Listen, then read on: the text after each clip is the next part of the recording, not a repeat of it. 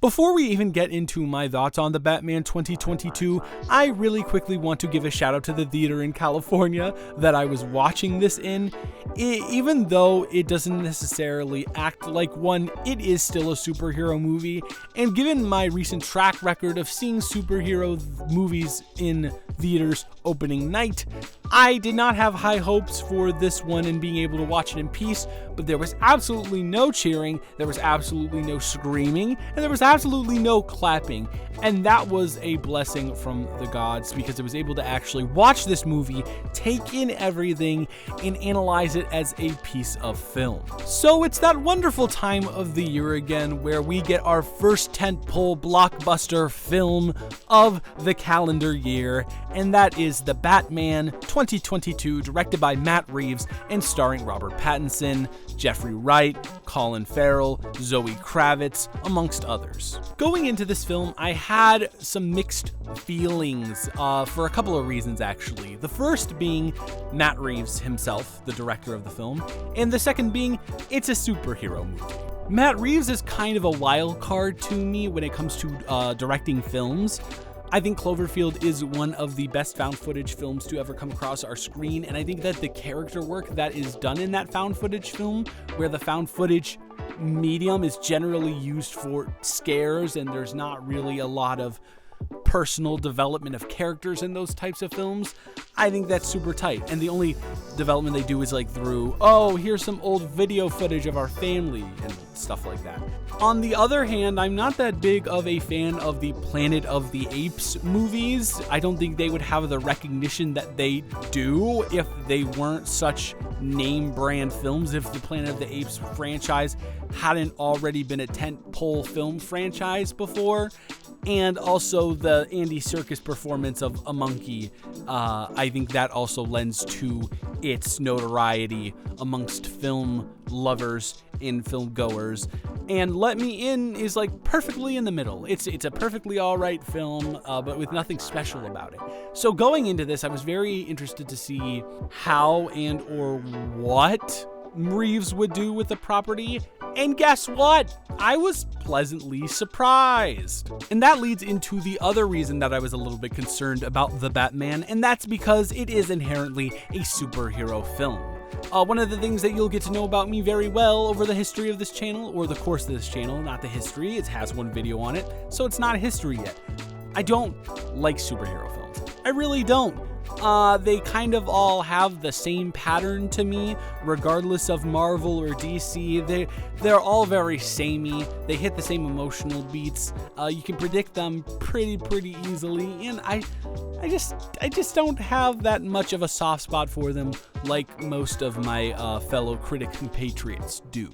And I guess what I'm trying to get at here is, regardless of what genre the film is, whether it's a comedy like Guardians of the Galaxy, or a horror film like The New Mutants, or just a same old action adventure type thing, they're all the same. No matter how these films try to distinguish themselves, they can't do it because they are inherently superhero films. They focus on the superhero aspect of the movie, therefore it's hard for them to actually distinguish themselves as good films in the genre they're attempting to be in. And the only superhero films that I've seen that have managed to break up that monotony is The Dark Knight and Logan.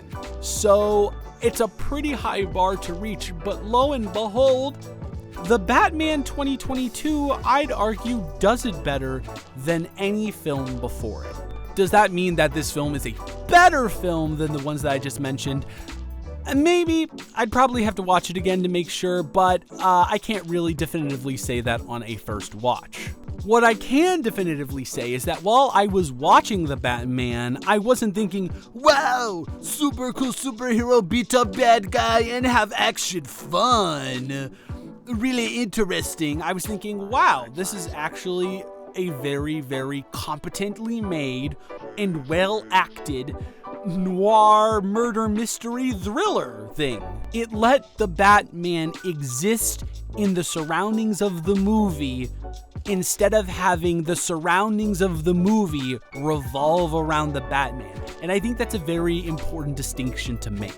In most other superhero films, the protagonist is so bombastic and eye-catching that all of the other elements surrounding it, whether it be intentionally or unintentionally, kind of fall to the wayside. So let's really talk about it now. Robert Pattinson as Batman is something that I had a belief in just because I know that Robert Pattinson is one of the best actors of our generation, as most people who watch film do.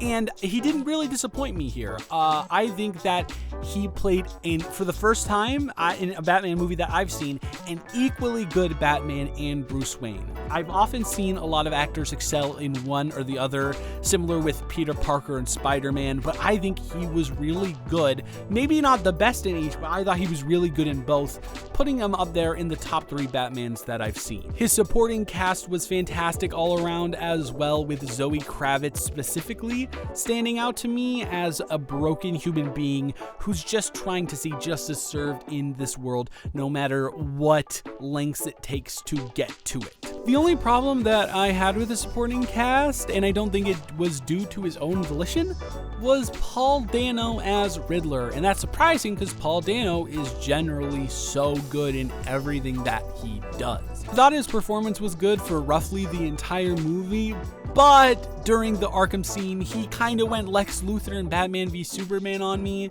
with the ding, ding, ding, ding, and just kind of way over the top, and I didn't really see how that fit in, one, with the rest of his character, and two, with the greater overall tone of the scene and the film itself. Moving on to the actual problem that I did have with the film, because as much as I did enjoy this as a superhero movie and just as a movie in general, I did actually have a qualm with it, and that is the script.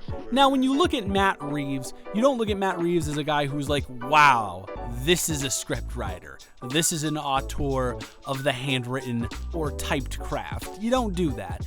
He's good at directing action, and he's good at invoking emotions.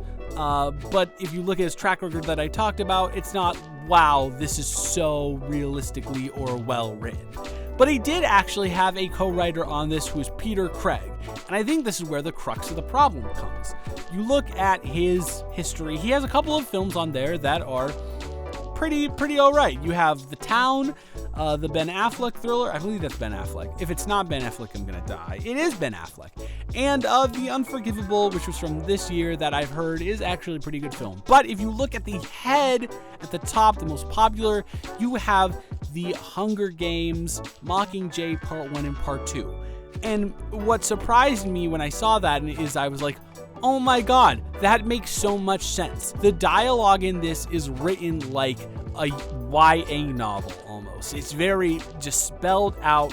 I know it's a mystery and they're decoding things, so it kind of has to be spelled out, but I think you could have done it in a more nuanced way, especially in such a gritty atmosphere. It's like they took the dialogue from a YA, like, murder mystery and put it into the Batman as opposed to the actual dialogue, the more like gruff dialogue that should be there at some points. And I think it's very funny, especially in the interrogation scenes. It's a little rough to get through, I'll be honest with you. It completely takes you out of the immersive experience of the world of Gotham that you're getting at every single other angle you look. Talking about the other technical elements for a brief moment though, they are nuts. The score by Giacchino is out of this world. The way in which they mold this new Batman theme across different instruments like the piano and the guitar, I thought was very creative. The visual effects, super well done, especially the car chase scene is disgusting in the best way possible. And honestly, the sound design, pretty sneakily well done. Usually in these types of films, it's, hey, let's just make things very loud and overwhelming. And they kind of do that here, but they also manage to intricately weave the sounds together and make it sound like an actual soundscape, as opposed to just a lot of noises put together. Honestly, all in all, The Batman is a really good time, and I enjoyed myself thoroughly with it. Aside from the whole script issue, I think it is one of the better superhero movies ever, probably, and certainly in more recent times. I'm going to give it an 8 out of 10 for right now. Maybe on a rewatch it'll either go up or down, but right now I feel like an 8 is a solid place to put it at. I hope you guys enjoyed hearing about this film from a non-biased perspective such as myself. New release reviews will be coming out every Friday because I want to do them and I have fun doing them, and I watch them anyway, so why not review them? So yeah, and on Monday, Starfish video essay will be coming out. I hope you guys have a wonderful rest of your day, and I will talk to you in the next one. Goodbye.